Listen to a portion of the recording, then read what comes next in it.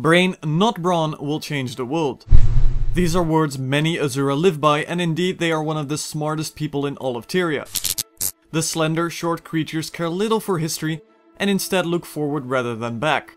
Indeed, their history before meeting humanity is largely unknown, but too is touched by the elder dragons.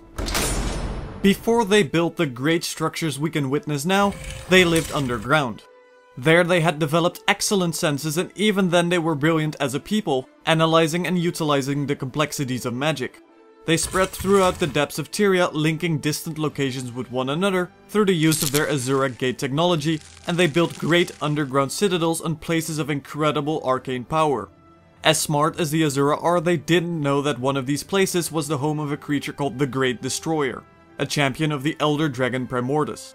Using the very portals the Asura had built all around its lair, it spread its minions, the Destroyers, through the underground. The Asura wrongly assumed that these were yet another foe they could defeat given time. Instead, these Destroyers, as they are so rightfully named, destroyed most of the Asuran civilization and many of the other subterranean races with them. This cataclysmic event that happened about 250 years ago forced the Asura to escape their underground citadels into a strange and dangerous surface world. And although the Great Destroyer was eventually defeated, this came at a great cost. The dwarves had undergone the rite of the Great Dwarf, turning them all into stone, and with the eventual awakening of Primordus, there was no possibility for the Asura to ever go back underground again. The dragon's minions seeking out every underground race and forcing them to either flee or die. But for the Asura, this proved to be a relatively easy challenge, and soon they dominated regions in the Tarnished Coast, using their golems to push back jungles and levitation spells to set up towns above dangerous surroundings. They reconfigured their gates, allowing them to cross a new world, guarding them zealously so they are only used for peaceful ends. The greatest physical example of the Asuran supremacy is now their mighty city of Radhassum, built upon the ruins of a failed race. There, in the huge floating cube that is Radhassum, the Arcane Council rules over the Asura race. Radhassum is also home to the various colleges of the Asura people, each having a different approach to the eternal alchemy, the main ideology of the Asura, in which every being, including the human gods, contribute to some greater purpose.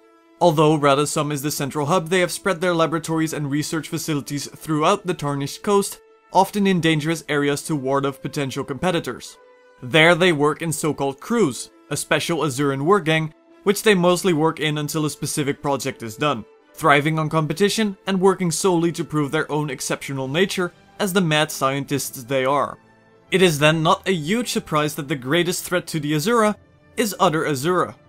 Putting aside the normal competition, a group of Asura have banded together to form their own meta crew and are known as the Inquest. The Inquest is essentially a corporation whose members are unable to leave and come together to complete a specific task, often working towards goals that defy Asura ethics to further their particular view on the eternal alchemy, in which they believe the world is a machine which can be run.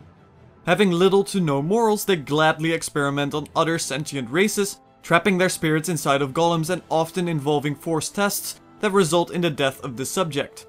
Kudu, the leader of the Inquest, was the first Asura to meet the Silvari firstborn called Melomedes and promptly experimented on him. This lack of morality makes them both highly effective and extremely dangerous, stopping at nothing to control and dominate all of Tyria. As an inspiring Asura, you'll work hard to prove yourself depending on the college you belong to, and must make sure that great pride doesn't lead to great fall, as it so often does.